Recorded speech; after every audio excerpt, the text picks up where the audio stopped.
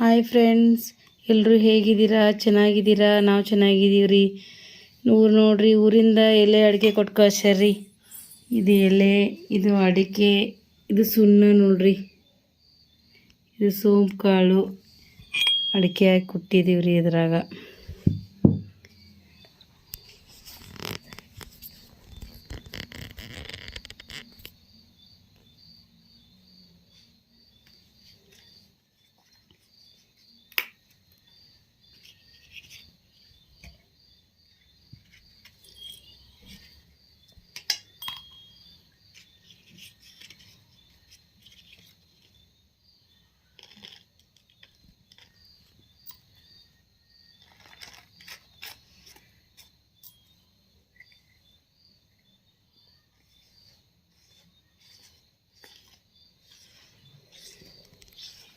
ನೋಡ್ರಿ, ಸುಣ್ಣ ಎಲೆ ಎಷ್ಟು ಘಮ ಘಮ ಅಂತ ವಾಸನೆ ಬರಾಕತ್ತೈತ್ರಿ.